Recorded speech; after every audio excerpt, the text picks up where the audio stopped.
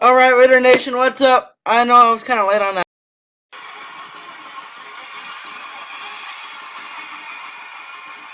How do you guys like my new intro? I know it's a little fun intro, and I hope you guys liked it. Real quick before I get this video started, I just want to give a shout out to my Instagram, to the Instagram of this YouTube channel. Go add the official Instagram of this YouTube channel. You must. I'll shout you out if you do it. It's M_Raider9 on Instagram. So yeah, go ahead and add it. You know, you'll see some exclusive stuff. You know, I went to Seattle about a week or two ago now, and you know, I posted videos and stuff from the Seattle event. So if you haven't seen that already, you should definitely go see it.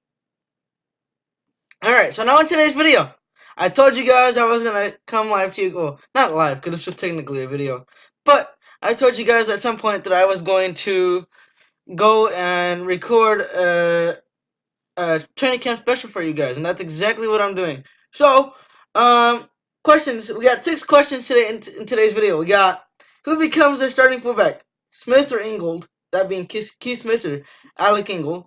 And then we got the third running back on the 53-man roster, assuming Gruden and the Raiders carry 3, which they did last year, which they'll probably do again. And will that be Washington or Chris Warren? I like Chris Warren a lot. Let me just tell you.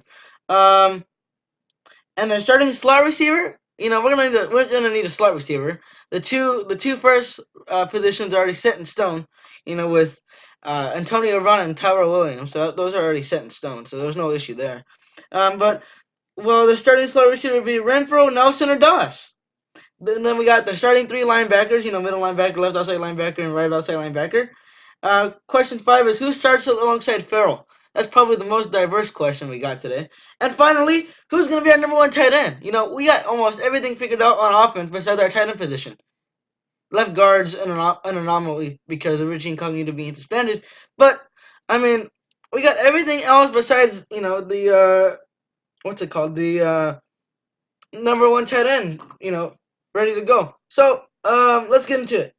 So first of all, starting fullback. So starting fullback, you know, you got Keith Smith and you got Alec Ingold. Alec Ingold, well, Gruden really liked Alec Ingold coming out of the Senior Bowl. So I mean, what's probably gonna happen is, you know, Ingold signed as a UDFA, which I'm not surprised because Gruden really liked them. You know, they gave him more money than they did to the average undrafted rookie free agent. So I'm thinking, hot take, I'm thinking that Alec Ingold is going to take Keith Smith's spot. Yes, you heard that right. Alec Ingold's going to take Keith Smith's spot. Yes, he is. And the reason why I said that is because Keith Smith is really overrated. You know, I was kind of excited for him to come in last year during our 4-12 season last year. What did he do for the Raiders? What did he do for us? I didn't even see him carry the ball once. I didn't see him touch the ball once. And yet, I only saw him on the field twice this past season. Where was he the whole entire season? He was like non-existent. I don't know where he was. If you know, let me know. But you know, I don't know where he was. I mean, he could have been in Dallas still with the Cowboys. I don't know. You know, maybe they packaged him with the Amari Cooper trade secretly. I don't know. I don't know where Keith Smith was. Keith Smith didn't do anything, a single iota. So I think Alec Ingold's gonna take it because Alec Ingold is that more purebred fullback. He's not like a blocking tight end Lee Smith type. He's more of a purebred, and he's really strong, and he's really big. Gruden likes big guys. And because Gruden considered Alec Ingold a Gruden grinder when the Senior Bowl was a thing, I think that's only going to help Alec Ingold in his cause. Plus, he comes cheaper versus that $3 million contract we signed Keith Smith to. So I think Alec Ingold's going to end up taking Keith Smith's spot on the roster. So, all right. So the next question is, who will be the final running back on the 53-man roster? So we already know that it's going to be Josh Jacobs and Doug Martin. And Jalen Richard. So maybe they might carry 4. I don't know. Maybe. So maybe they'll care for. So Chris Warren versus DeAndre Washington again with the Q Smith case. What has DeAndre Washington done since his first year in the league? He didn't get any touches last year, and he was a healthy scratch for every single game last year. He didn't touch the field once due to him being a healthy scratch. I mean, I know he's still on the team, but he hasn't done anything since about, I don't know, 2016. I haven't seen him carry the ball once since then. Um, so he's probably not gonna make the roster. He barely made it last year. He barely made it. But I mean, this year I don't think he stands a chance. Chris Warren Chris Warren is gonna be a good running back in the NFL. He was a preseason darling, as we know, and I see a bright future ahead for Chris Warren. His downhill rushing attack abilities are gonna help him in the long run. I think they really will. Sounds like I'm saying a lot, but I think that's the truth. I really do. So, I think that Chris Warren will make the roster over DeAndre Washington in an overwhelming preseason showing. I think that he's going to go off in the preseason like he did last year before he hurt himself, um, and he'll be good to go. He's going to be a really good running back. I feel like Gruden is going to try to use him as like his Charlie Gardner from back in the day. I don't know. So I think CW Dub is definitely going to make the roster over DeAndre Washington. All right, so next we got who will be the slot receiver. Like I said, we already have set in stone. We have Antonio Brown as number 1 and Tyrell Williams as number 2. Everything else is wild card. So I know that there's a lot of receivers that the Raiders have. We got Hunter Renfrow, we got J.J. Nelson, we have Marcel Aitman, we have Kalen Doss, we have Dwayne Harris, and we have Demonte Pearson now. I think in reality there's only 3 contestants, and the 3 contestants are as follows: Renfrow, Nelson, and Doss. Renfrow, Nelson, and Doss. The reason why I say that is because Dwayne Harris is meant for kick returns. I mean, you saw that kick return he had against Denver in Week 16 on Christmas Day. I mean, that was insane. Still looking back at it, you know. I don't see him being a receiver at any measure. Plus, he's already made a name for himself on that, and when it comes to kick and punt return, special teams. Um, so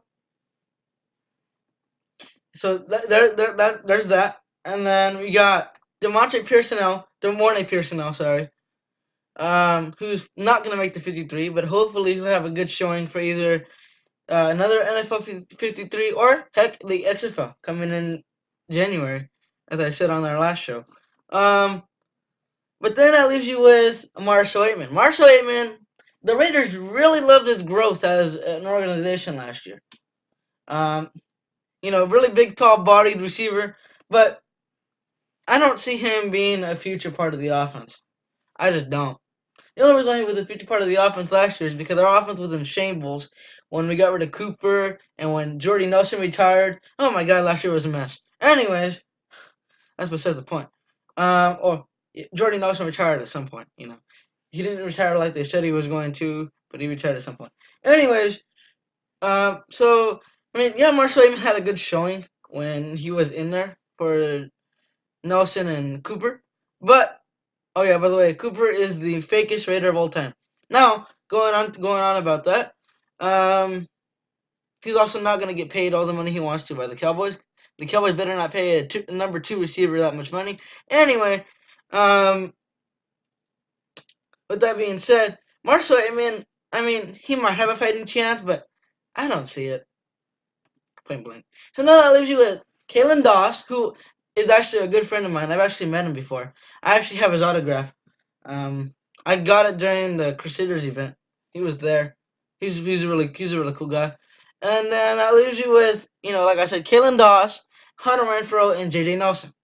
Now, I heard some speculation that J.J. Nelson's going to be on his way out. J.J. Nelson, he's like that receiver who is on the roster. Like you know his name, and you know who his talents are on your NFL roster. But you also know that he's not a big name and that he doesn't do much. That's basically what he was for the Cardinals.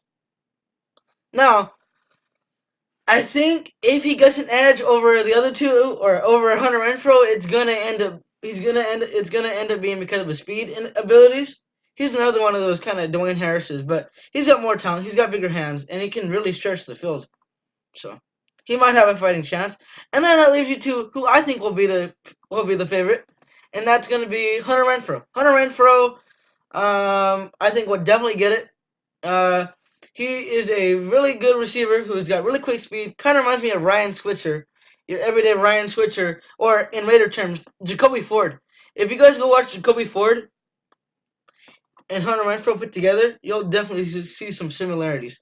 A quick shifty receiver who can get the job done, who's also a good kick and punt returner, but he's also got good hands and he's also really quick and he's really good at route running, really sharp, if you will. So yeah, I think that the final position will go to Hunter Renfro. I think that Gruden will find a good way to implement him in our offense. All right, next up we got who will be the starting three linebacker package this upcoming season for the defense. So I put that there's two possible packages. Um, Either Burbrick, Whitehead, and Marshall, or Coney, Lee, and Kabinda. So one would hope that it would be Marshall, Whitehead, and Perfect, which it probably will be, which I think it will be. But I'm gonna throw a little twist in there. Brandon Marshall has. I'm not gonna say anything about Tahir Whitehead and Vontaze Burfict. Vontaze Burfict is still really good, and Tahir Whitehead's an Iron Man. He played all the snaps for the Raiders aside from 5. So basically, he played every snap excluding 5, which means that he only missed 5 snaps this whole entire season. That's pretty good for a 16 game stretch. Just saying. Now, Brandon Marshall is the one I have a question about, and the reason why that is because towards the end of his time in Denver, he was really declining. Like, he's a really strong, surefire player, but he wasn't all there. There was something missing. Whether it was his tackling technique or his missed tackle abilities, or the way he would wrap up on tackles, and maybe that's because of the way Vance Joseph ran the defense. I think they had a 4-3 I think they had a 3-4. So maybe that didn't fit him because sometimes defensive systems matter in the NFL. But obviously, as you can see, that did not fit Brandon Marshall well. So here the point is, I don't think he's going to be good enough for the Raiders, and that's why I think we only signed to a 1-year deal. We're probably going to re-sign him as depth because his hometown is in Las Vegas, and oh boy, he loves Las Vegas because that's his hometown. Um, he even said the prospect of Raiders going to Las Vegas is what intrigued him to come to the Raiders. So, but I'm gonna throw a twist in there. I'm gonna throw a twist. Okay, twist it up, son. I'm gonna throw a twist. Travion Coney, who the Raiders signed as an undrafted free agent from Notre Dame, will start instead of Brandon Marshall. Why I say that? Well, because Travion Coney has a lot of upside. I'm really surprised he went undrafted. I really am. He was the best linebacker the Notre Dame Fighting Irish had this past college football season. I don't know how he went undrafted. I mean, you go look at some of his numbers. I know his numbers were a lot higher or his PFF numbers were a lot higher than Tahir Whitehead's by a lot. Or not Tahir Whitehead's, but another linebacker. Let me go look it up real quick. Give me 1 second. I know I should have had it. I should have had it here. My bad. But give me a second. Give me a second. Give me a second. Like I said, I know I should have had it. Yeah, but Travion Coney, No, I said I'm really surprised he went undrafted. I thought he would at least go in the fourth round.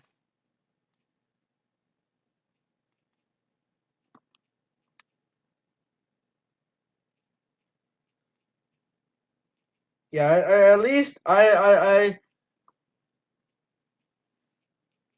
Pro Football Focus graded him really highly. I know that much.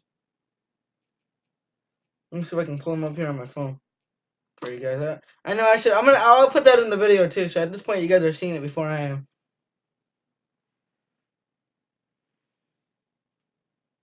Oh,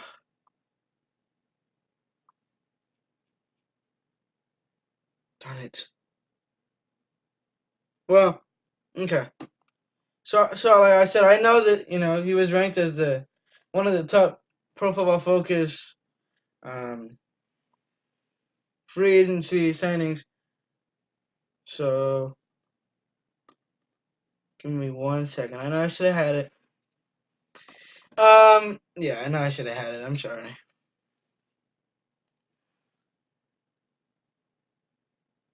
see. Do they have? They don't have his grade here, but I know that it was rated higher than a lot of today's actual NFL stars, which makes it really interesting. I don't know why this came up in my phone, but that's what makes it really interesting. But um, well, I'm looking at that. Let's get on to the next subject. That way I don't bore you guys to death. So my next little subject was who starts opposite of um Cleveland Farrell, our fourth overall draft choice, and I think that'll end up being Mad Max Crosby. And the reason why I think that is because Arden Key needs to bulk up. Arden Key is too small. I mean, he's really quick on his feet. He's got a quick rushing attack. But the thing is, he's not getting to the quarterback fast enough. He only had 1 sack, and I know he was a rookie, so I'm not gonna give him that much hate. But I mean, you still got to consider that when you can, you know. Um, and I think that Mad Max Crosby has a lot more upside at this point as a rookie than what um, than what than what Arden Key did. I think once Arden Key bulks up, some we can put him in the conversation. But for now, I think I got to give it to Mad Max Crosby. I really liked the pick coming out of Eastern Michigan too. He was a great pick. I really liked the pick. I was kind of surprised by being that it was in the fourth round. I wasn't expecting us to pick him. Neither was I expecting us to pick Trayvon Mullen. But I mean, sometimes those Raiders are full of surprises, man. And, sometimes that's what you get when you're a Raiders fan. Now, going on to Trayvon Coney. It says in 2018, Coney's 90.5 coverage grade and 91.7 run defense grade both ranked inside the top 10 among all linebackers in college football. He also ranked second in the linebacker class and overall. He also ranked second in the linebacker class of overall, graded at 91.8. Oakland did have Vontaze Burfict and Brandon Marshall this offseason, but they should do more than compete for a roster spot. He could easily steal playing time away from the team's current off-ball linebacker rotation early in his NFL career. Those are some top numbers. 91.8, 91.7, 95.3, or 95.6. Those are some numbers of top linebackers in the league. Just saying. That's why I think he's gonna start. I think he'll start over Brandon Marshall there. Anyways, so now the final question to end off our 7-question pack is who will be the starting number one tight end? Day one, game one against the Broncos on Monday Night Football. I think out of all the position battles we have here, that one's probably the closest. That one's probably the most intense and most interesting because, well, I think it's gonna be Darren Waller because drew rave reviews from Gruden and he has really high upside and he's really quick and he can be used in a lot of ways. Um, Luke Wilson can easily feed off some of that and just be better than what Darren Waller really is. I think it makes it interesting that Darren Waller was suspended for 2 years and didn't play in the NFL for 2 straight years. And I think that he's gonna have like a growing pain or two. I think that he's not gonna be used to catching all these passes and being this featured in the NFL offense, seeing as he converted from a wide receiver to a tight end. So I think there will be definitely some growing pains there. But at the end of the day, I definitely also think that um, everything will be fine with him, and I think that he'll end up. I think that he'll end up starting. But like I said, the reason why that's also interesting is because Luke Wilson has shown a lot of has really did show a lot of good plays and good playmaking skills and strides when he was back in Seattle with the Seahawks. Last year with Detroit, the Lions paid him all this money, but they didn't know how to use him. So that's why he only got one reception for 6 yards. But I wouldn't, or was it? I think it was like no, it was 4 receptions for 72 yards. So that's why that happened. But I mean, when he was with Seattle, I mean, he averaged like 35 receptions a year, 40 receptions a year, with like 3 or 4 touchdowns in between. That's pretty good for a tight end. That's pretty basic. The tight end position is supposed to be that position where it's like last resort. With the Raiders last year, it was first resort because we had Jared Cook and he was our best target. He led our team in receiving for 2 straight years. That won't happen anymore because he's no longer with the Raiders. But now, um, Luke Wilson could be easily better than Darren Waller and catch up to Darren Waller. But then you add in the extra increment, and that is Foster Moreau. Foster Moreau, I see him as more as a blocking tight end, like a Lee Smith type. By the way, I really wish we had Lee Smith still. But I definitely see him more as like a Lee Smith type, but you know, that obviously is not that good. And there's been rumors out that he has a hard time, running around and trying to catch a ball accurately. But, um, I've also heard people say that he was criminally used at LSU and that they didn't use him correctly. So, I mean, the tight end position point is it could be anybody's game, and I think the ultimate winner will be Darren Waller, but I also think that that's gonna be a really interesting um, position battle, and I really wouldn't be surprised if either Luke Wilson or Foster Moreau started day one either. So yeah. But that's pretty much it, Raider Nation. I hope you guys enjoyed today's video. I know it was pretty quick. I hope you guys enjoyed the intro as well. And once again, go subscribe. Go subscribe. Go subscribe to the channel first of all. And two, go add the official Instagram of the channel, m_Raider9. All right, Raider Nation. As always, thank you for watching, and go Raiders.